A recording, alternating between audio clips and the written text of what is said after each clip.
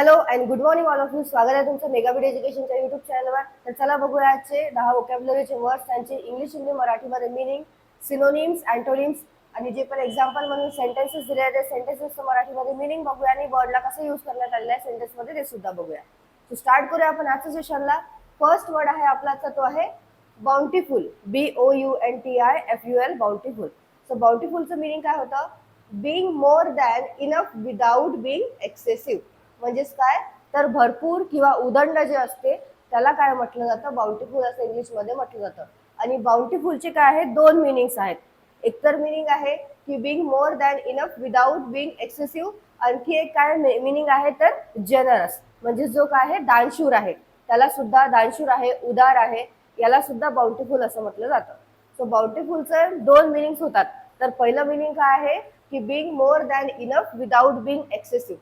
म्हणजेच हिंदीमध्ये काय मिनिंग होतं? प्रचूर. मराठीमध्ये सुद्धा प्रचूर म्हटलं जातं. आणखी काय म्हटलं जातं? विपुल, भरपूर किंवा उदंड. ओके, सो हे आहेत बाउंटिफुलचे मिनिंग. पहिले मिनिंग काय आहेत? प्रचूर, विपुल, भरपूर किंवा उदंड. आणि दुसरं मिनिंग काय आहे त्याचं? दानशूर आणि उदार. सो दोन मिनिंग्स आहेत बाउंटिफुलचे. सो सेंटेन्स मध्ये कसं आलेलं आहे ते सुद्धा तुम्हाला सेंटेन्स मध्ये बघावं लागेल की सेंटेन्स काय आहे आणि त्या सेंटेन्स मध्ये बाउंटिफुलला कसं म्हणून यूज करण्यात आलेलं आहे. सो सिनोनिम्स काय आहेत बाउंटिफुलचे? प्लेंटिफुल, ॲम्पल आणि जेनरस. काय आहेत? प्लेंटिफुल, ॲम्पल आणि जेनरस. आणि अँटोनिम्स आहेत मिनिमल, स्कॅन्ट आणि इनॲड्युकेट. अँटोनिम्स आहेत मिनिमल, स्कॅन्ट आणि इनॲड्युकेट. तो सेंटेन्स काय आहे? State aid is less bountiful than it was before. So सेंटेन्सचा अर्थ काय होतो? शासकीय मदत पूर्वीपेक्षा कमी मुबलक झाली आहे. सो इथे जे बाउंटिफुल आहे या सेंटेन्समध्ये बाउंटिफुलला यूज करण्यात आलेला आहे की कमी मुबलक झाली आहे म्हणून. Okay, state aid is less bountiful than it was before, म्हणजे शासकीय मदत पूर्वीपेक्षा कमी मुबलक झाली आहे. लेस लिहिलेला आहे म्हणून कमी झालेला आहे. ओके, नेक्स्ट वर्ड आहे व्हायटॅलिटी. VITALITY, व्हायटॅलिटी. व्हायटॅलिटीचं मिनिंग होतं active strength of body or mind. Active strength of body or mind म्हणजेच काय होतं तर जीवनशक्ती. मराठी आणि हिंदी दोन्हीमध्ये कशाला? व्हायटॅलिटीला जीवनशक्ती असं म्हटलं जातं. आणखी काय होतं मिनिंग व्हायटॅलिटीचं मराठीमध्ये? एक तर आहे जीवनशक्ती, दुसरा आहे चैतन्य, तेज,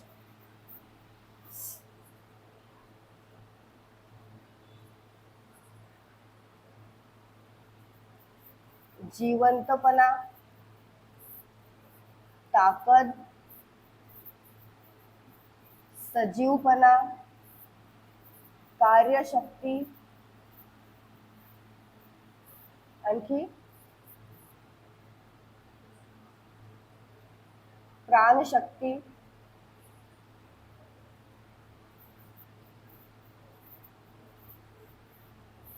आणि उत्साह.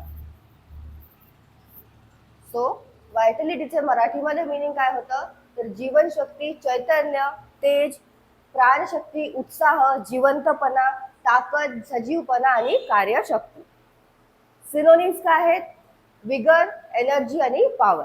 सिनोनिम्स आहेत व्हायटॅलिटीचे विगर, एनर्जी आणि पॉवर. अँटोनिम्स काय आहेत? लेझीनेस, वीकनेस आणि लेथार्जी. लेझीनेस, वीकनेस आणि लेथार्जी हे अँटोनिम्स आहेत व्हायटॅलिटीचे. सेंटेन्स काय आहे? The dog was bouncing with health and vitality. सेंटेन्सचा अर्थ होतो ते कुत्र आरोग्याने आणि उत्साहाने सळसळत होते. सो इथे जे व्हायटॅलिटी आहे त्याला यूज करण्यात आलेला आहे सेंटेन्समध्ये उत्साहाने. ओके, नेक्स्ट वर्ड बघूया. नेक्स्ट वर्ड आहे पॅरामाउंट.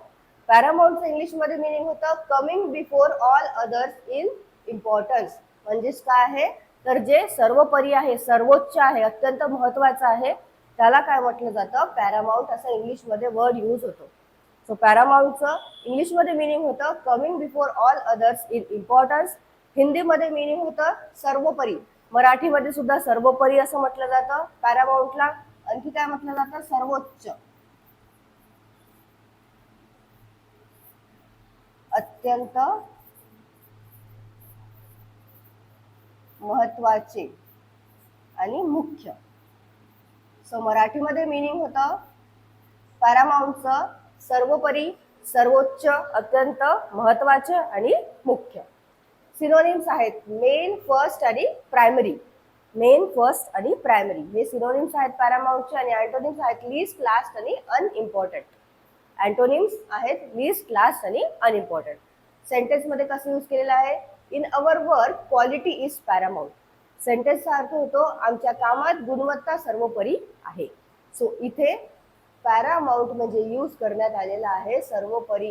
म्हणून मराठीमध्ये काय मिनिंग यूज करण्यात आलेला आहे पॅरामाउंट सेंटेन्स मध्ये? सर्वोपरी. ओके, नेक्स्ट वर्ड बघूया. नेक्स्ट वर्ड आहे ओव्हरसीर. OVERSEER, ओव्हरसीर.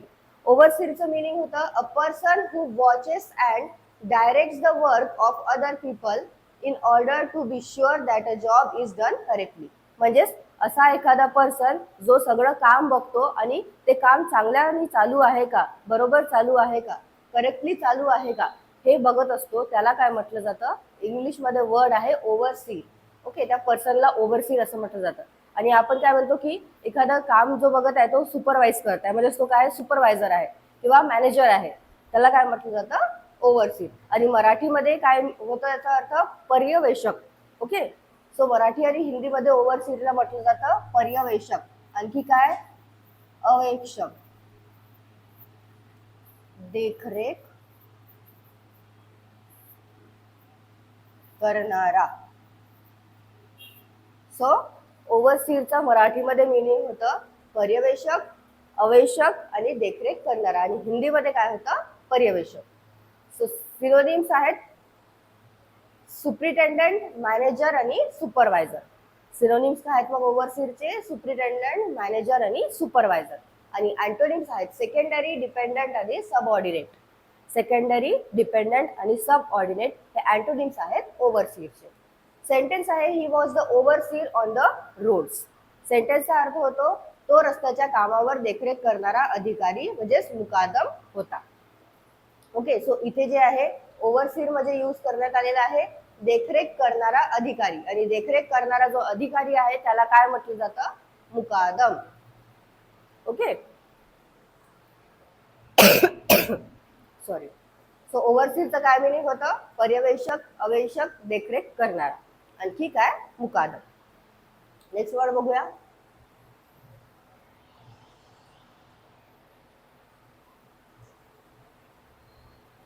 नेक्स्ट वर्ड आहे ऑब्स्ट्रक्शन.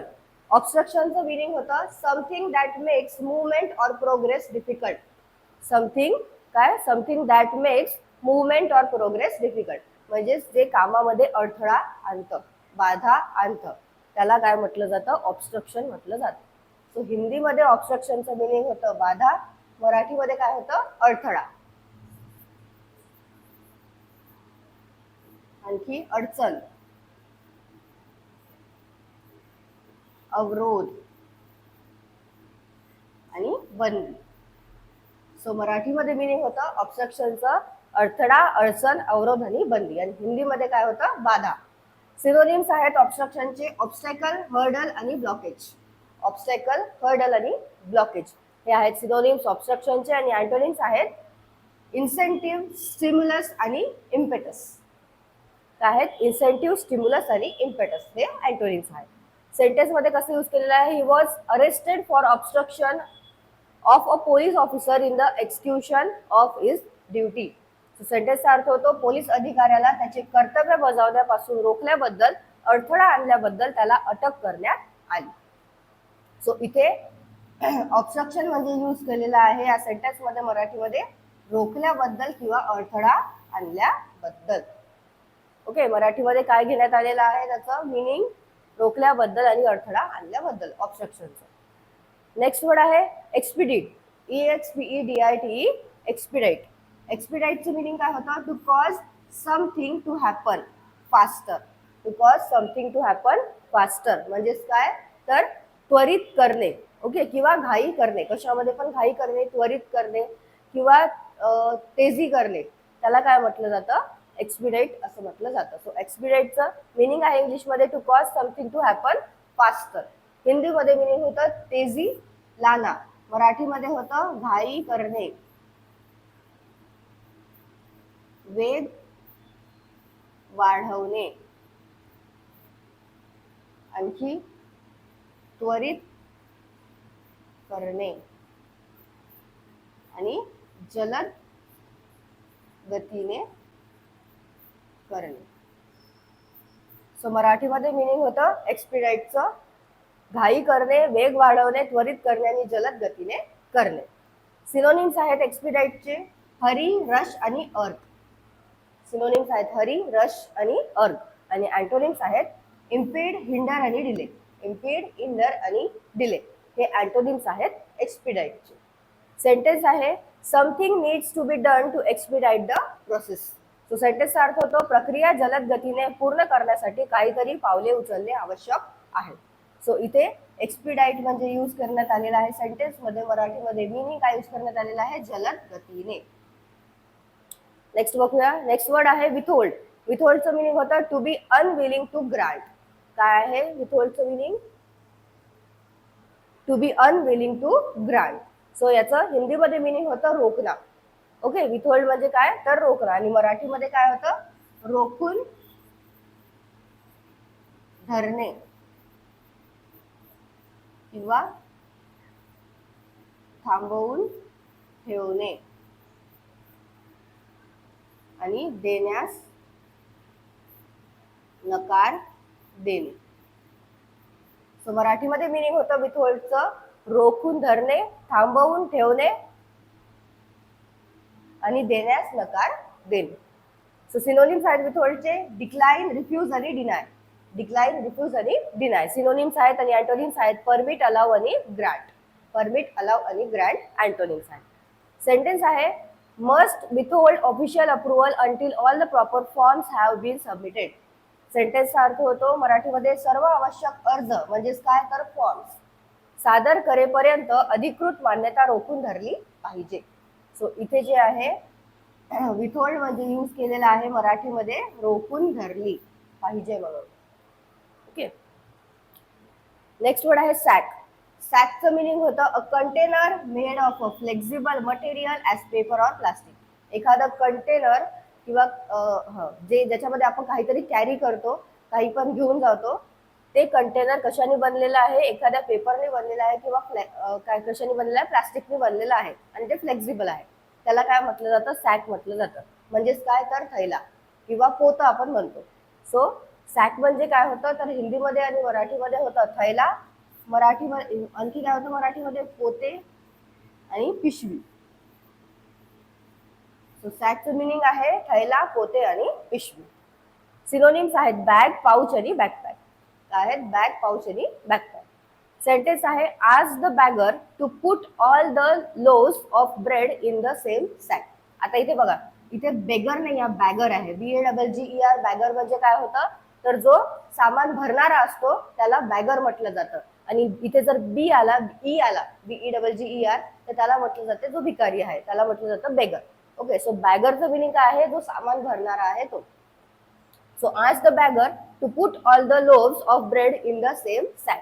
सेंटेन्स अर्थ होतो मी सामान भरणाऱ्याला पावाचे म्हणजेच काय पावाचे किंवा ब्रेडचे सर्व पुढे एकाच पिशवीत ठेवायला सांगितले. तर इथे सॅक म्हणजे यूज करण्यात आलेला आहे पिशवीत म्हणून. ओके, आणि लोव्स ऑफ ब्रेड म्हणजे जे ब्रेडचे काही पुढे आहे त्याला लोव्स ऑफ ब्रेड असं म्हटलं जातं. नेक्स्ट बघूया. नेक्स्ट वर्ड आहे स्कीव. SKEWED. स्कीव. स्कीवचं इंग्लिशमध्ये मिनिंग होतं inclined or twisted to one side. Inclined or twisted to one side म्हणजे काय तर स्कीव म्हणजे जे काय आहे एकाच ठिकाणी एकाच जागेला वाकलेलं आहे. ओके, झुकलेलं आहे, तिरप आहे, त्याला म्हटलं जातं स्कीव. सो स्कीवचं इंग्लिशमध्ये मिनिंग होतं inclined or twisted to one side. हिंदीमध्ये मिनिंग होतं विषम. मराठीमध्ये होतं तिरपे,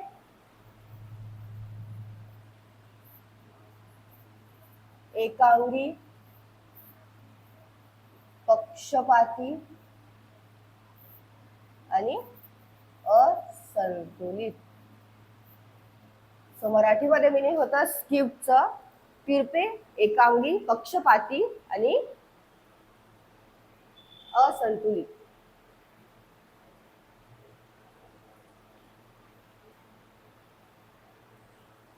सिनोनिम्स आहेत स्क्यूटचे टिल्टेड, अनइवन आणि क्रूड. टिल्टेड, अनइवन आणि क्रूड. आणि अँटोनिम्स आहेत स्ट्रेट, लेवल आणि रेग्युलर. स्ट्रेट, लेवल आणि रेग्युलर हे अँटोनिम्स आहेत. सेंटेन्स काय आहे? The media's coverage of the election has been skewed from the very beginning. सेंटेन्सचा अर्थ होतो मराठीमध्ये, निवडणुकीचे प्रसार माध्यमांचे वार्ताकन सुरुवातीपासूनच एकांगी म्हणजे पक्षपाती राहिले आहे. तर इथे जे आहे या सेंटेन्स मध्ये मराठीमध्ये काय यूज करण्यात आलेलं आहे मीनिंग स्क्यूटचा? तर एकांगी म्हणजेच काय? तर पक्षपाती. ओके. आणि आजच्या सेशनचा आपला लास्ट वर्ड आहे तो आहे मर्क्युरियल. MERCURIAL. मर्क्युरियल. मर्क्युरियल म्हणजे काय होतं? तर likely to change frequently, suddenly or unexpectedly. म्हणजे जे काय सतत बदलत जातं, जे लहरी आहे, चंचल आहे, त्याला म्हटलं जातं mercurial. MERCURIAL. Mercurial. Okay. Sorry. So मर्क्युरियलचं मिनिंग काय आहे? Likely to change frequently, suddenly or unexpectedly. म्हणजेच काय? हिंदीमध्ये होतं अस्थिर, मराठीमध्ये सुद्धा मर्क्युरियलला अस्थिरच असंच म्हटलं जातं. आणखी काय म्हटलं जातं? चंचल, लहरी आणि सतत बदलणारा. आणि सिनोनिम्स आहेत मर्क्युरियलचे व्होलाटाईल, अनप्रिडिक्टेबल आणि अनस्टेबल. व्होलाटाईल, अनप्रिडिक्टेबल आणि अनस्टेबल. आणि अँटोनिम्स आहेत कॉन्स्टंट, सर्टेन आणि स्टेबल. कॉन्स्टंट, सर्टेन आणि स्टेबल हे अँटोनिम्स आहेत मर्क्युरियलचे. सेंटेन्स आहे the boss mood is so mercurial that we never know how he is going to react to anything. सेंटेन्सचा अर्थ आहे मराठीमध्ये, बॉसचा स्वभाव इतका लहरी आहे की ते एखाद्या गोष्टीवर कशी प्रतिक्रिया देतील हे आम्हालाच कधी समजत नाही. तर इथे जे आहे मर्क्युरियल म्हणजे यूज करण्यात आलेला आहे लहरी म्हणून. ओके. मराठीमध्ये मर्क्युरियलला या सेंटेन्स मध्ये लहरी म्हणून यूज करण्यात आलेला आहे. तो परत एकदा वाचून घ्या स्वतःच्या मनाने. काही इझी सेंटेन्सेस तयार करत चला. इझी वर्ड्स होते आजचे, खूप प्रोनाऊन्स करायला पण फार इझी आहे. जे सिनोनिम्स, अँटोनिम्स सुद्धा वाचून घ्या, नोट डाऊन करून घ्या. याची PDF तुम्हाला व्हिडिओच्या खाली डिस्क्रिप्शन मध्ये लिंक आहे, तिथनं तुम्ही डाउनलोड करू शकता. सो असंच तयारी करत चला. आणि जे पण काही वर्ड्स आहे डेलीचे वर्ड्स 10 तरी वाचत चला, म्हणजे तुमची रिव्हिजन होईल. आधीचे वर्ड झालेले सुद्धा वाचत चलत जा. आणि डेली जे होत आहे ते सुद्धा वाचा, नाहीतर आधीचे तुम्ही विसरत चलाल आणि जे रिसेंट मध्ये आहे ते तुम्हाला लक्षात राहत जाईल. सो तुम्हाला सेशन आवडलं असेल, सेशनला लाईक करा, चॅनलला सबस्क्राईब करा, तुमच्या फ्रेंड्सला शेअर करा. All the best all of you and thank you.